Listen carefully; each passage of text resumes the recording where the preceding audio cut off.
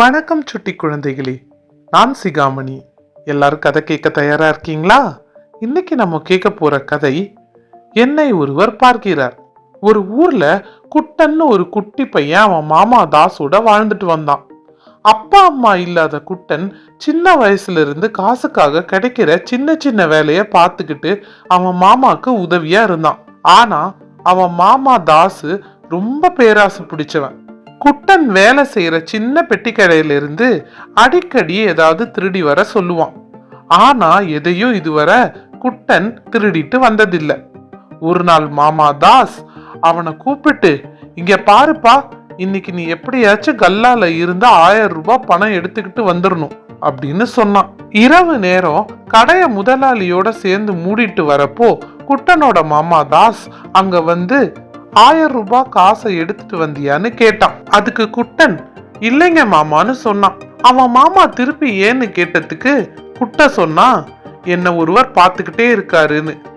மாமா தாசும் சரி நாளைக்கு எடுத்துட்டு வான்னு சொன்னான். அடுத்த நாளும் குட்டன் கல்லால இருந்து பணம் எடுத்துட்டு வரல. மாமா கேட்டான், ஏன் இன்னைக்கு எடுத்துட்டு வரல? அதுக்கு குட்ட சொன்ன அதே பதில திருப்பி சொன்னான், என்ன ஒருத்தர் பார்த்துக்கிட்டே இருக்காருன்னு. தினம் தாஸ் குட்டனை பணம் எடுத்துட்டு வந்தியான்னு கேட்டு தொந்தரவு பண்ண ஆரம்பிச்சான். குட்டனும் சொன்ன அதே பதில திருப்பி சொன்னான். இது தொடர்ந்து நடந்துட்டு இருந்துச்சு. ஒரு நாள் தாஸ் கடைக்கு போய் ஒளிஞ்சிருந்து பார்த்தான். கடையில குட்டனும் அவனோட முதலாளியும் மட்டும்தான் கல்லா கிட்ட இருந்தாங்க. மதிய நேரத்துல அவன் முதலாளியும் சாப்பிட வீட்டுக்கு போயிட்டாரு. குட்டன் மட்டும் தனியா உட்கார்ந்து சாப்பிட்டுட்டு இருந்தான். அப்போ அவன் மாமா கடைக்கு வந்து, குட்டா, அந்த கல்லால இருக்கிற பணத்தை எடுத்து எனக்கு கொடுக்க போறியா இல்லையா அப்படின்னு மிரட்டினான். குட்டனும் தைரியமா சொன்னான், மாமா நீ செய்யறத ஒருத்தர் பார்த்துக்கிட்டே இருக்காருன்னு.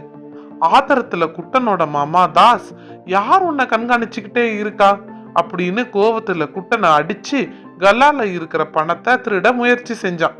குட்டனோட சத்தம் கேட்டு பக்கத்து கடைக்காரர் ஓடி வந்து அவன் மாமாவை கையும் களவுமா பிடிச்சு குட்டனோட முதலாளி கிட்ட ஒப்படைச்சாரு. முதலாளியோ மாமாவை போலீஸ்ல ஒப்படைச்சார்.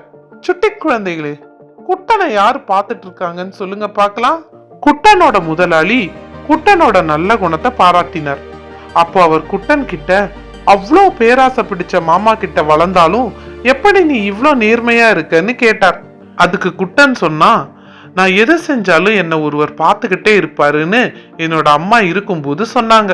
அந்த கடை முதலாளி குட்டன் கிட்ட கேட்டார், யார் உன்னை பாக்குறாங்கன்னு. அதுக்கு குட்ட சொன்னா, என்னை எப்போதும் கடவுள் பார்த்துக்கிட்டே இருக்காருன்னு. குட்டனை அவனோட முதலாளி கட்டி அணைச்சு சொன்னாரு, இனிமே நீ என் பிள்ளை.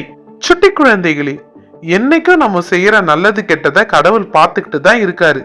நம்ம ஏதாவது தவறு செய்தா யாரும் பார்க்கலன்னு மட்டும் நினைக்காதீங்க.